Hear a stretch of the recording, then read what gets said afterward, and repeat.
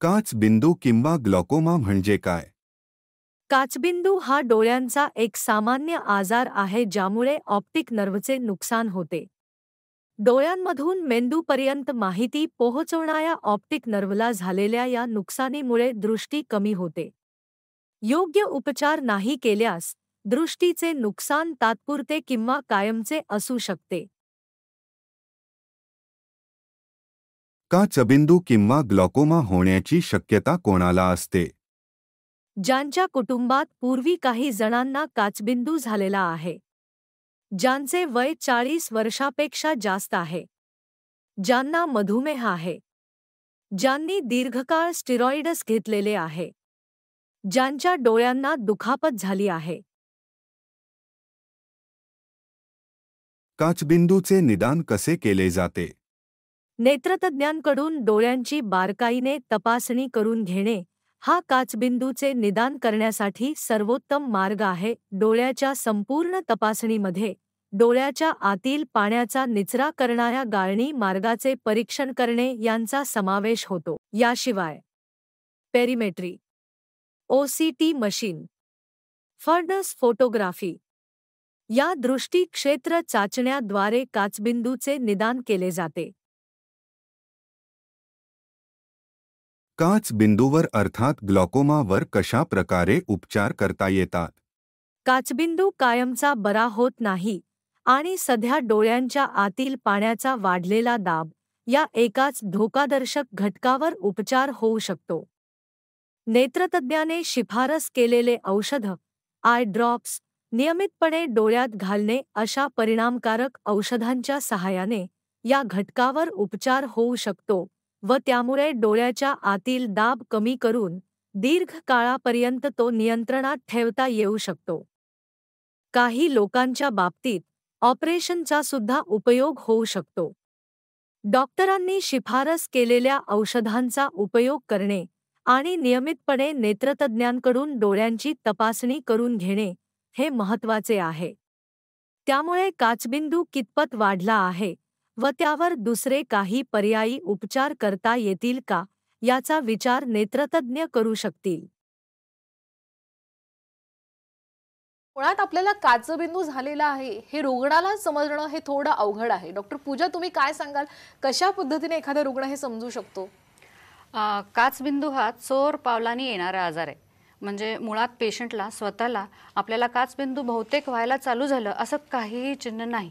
बाजूची दृष्टी कमी होते आणि मधली दृष्टी बऱ्यापैकी शेवटपर्यंत चालू राहते. त्यामुळे पेशंटला अंदाज येत नाही की आपल्याला बहुतेक काही आजार चालू झालाय. जेव्हा दृष्टी फार कमी होते तेव्हा त्याला लक्षात येतं काहीतरी वेगळं झालंय. काही असे काचबिंदूचे प्रकार आहेत ज्याच्यामध्ये आपण अँगल क्लोजर ग्लॉकोमा म्हणतो. यामध्ये रात्रीच्या वेळेला संध्याकाळच्या लाईटच्या अवतीभोवती रंगीत वर्तुळ दिसणे, कधी कधी डोकं दुखणे किंवा अंधुकपणा असं काही थोड्याफार प्रमाणात चिन्ह असू शकतात. आणि एकदम ॲक्यूट अँगल क्लोजर ग्लॉकोमा झाला तर डोळा दुखणे आणि उलट्या बिलट्या, म्हणजे हा प्रमाण फार कमी आहे. बहुतांश लोकांना काचबिंदूचं काहीही चिन्ह होत नाही. त्याहून स्वतःहून जाऊन डोळ्याची तपासणी काचबिंदूसाठी करणं गरजेचं आहे 40 नंतर. काचबिंदूच्या उपचार पद्धतींविषयी आपण जाणून घेणार आहोत. माझ्यासोबत आहेत डॉक्टर पूजा बुमाजी. त्यांना मी विचारते की काय सांगणार या उपचार पद्धतींविषयी, कसे नेमके उपचार केले जातात? काचबिंदूच्या 3 उपचार पद्धती आहेत. म्हणजे एक आपण डोळ्यात घालण्याच्या ड्रॉपच्या मार्फत करू शकतो, दुसरं म्हणजे लेझर ट्रीटमेंट आणि तिसरं म्हणजे ऑपरेशन. कायमस्वरूपी काचबिंदूचा उपचार पूर्णपणे डोळ्यातनं निघून जातो अशा प्रकारे उपचार होत नाही. त्याला रेग्युलर आपल्याला फॉलोअप करावं लागतं आणि जे आपण ट्रीटमेंट घेतलंय ते आपल्या डोळ्यातला दाब नियंत्रणात आणायला मदत करतंय की नाही याचं रेग्युलर देखरेख करणं फार गरजेचं असतं. जेव्हा ते अर्ली स्टेजेसमध्ये आपल्याकडे पेशंट काचबिंदूमुळे येतो तेव्हा आपण सहसा त्यांना डोळ्यात घालायला ड्रॉप देतो आणि ड्रॉपनी डोळ्यातला दाब नियंत्रणात येत असेल तर मग ड्रॉपवरच पेशंटला मॅनेज केलं जातं. पण कधी कधी ड्रॉप काम करत नाही, त्यावेळेला ऑपरेशनच्या बद्दल निर्णय घ्यावा लागतं. नेमकं कुठलं ट्रीटमेंट तुमच्यासाठी योग्य आहे, ड्रॉप्सनी की लेझर किंवा ऑपरेशन, हा निर्णय तुमचे काचबिंदू तज्ज्ञच ते घेऊन तपासणी करून सांगतील. आणि काचबिंदू आपल्या डोळ्यातनं पूर्णपणे निघून जात नाही आणि त्याला कायमपणे मॉनिटर करायला लागतं. याबद्दल माहिती सगळ्यांना असणं गरजेचं आहे. काचबिंदू जर झाला असेल तर डॉक्टरांच्या सल्ल्याने त्यासाठी ड्रॉप आवश्यक असतील तर ड्रॉप्स, नाही तर सर्जरी, जे काही योग्य आहे हे डॉक्टरच खऱ्या अर्थाने सांगू शकतात. रोजच्या एक दैनंदिन जीवनामध्ये समजा काचबिंदू झालेला आहे एखाद्या पेशंटला, त्यांनी काय नेमकी काळजी घ्यायला पाहिजे?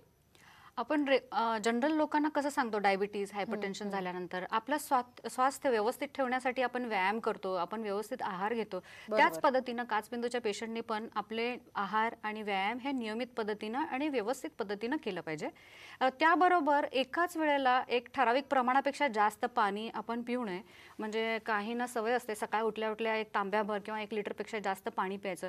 ती पद्धत कदाचित काचबिंदूच्या पेशंटसाठी चांगली नाही. आणि योगासनातले काही असे व्यायाम, शीर्षासन, हे असं केल्याने काही असे प्रयोग केलेत आणि त्यामध्ये असं आढळलंय की डोळ्यातले दाब वाढतात. त्यामुळे तुम्ही हे काही व्यायाम टाळू शकता.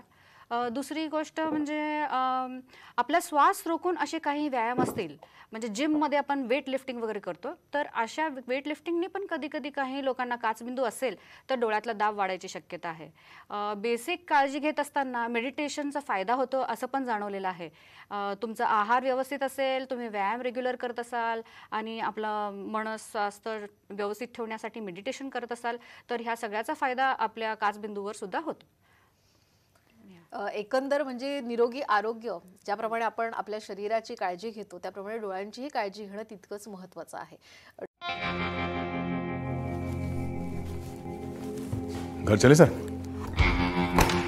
बस ये फाइल पढ़ लो दया. ये तो किसी की आई रिपोर्ट की फाइल है. गड़बड़ है दया, बहुत बड़ी गड़बड़ है. इस फाइल में उस क्रिमिनल का नाम दर्ज है जो सालों से लाखों लोगों की आंखों की रोशनी चुरा लेता है और उसके आने की भनक तक नहीं होती. मैं कुछ समझा नहीं सर. ग्लोकोमा दया,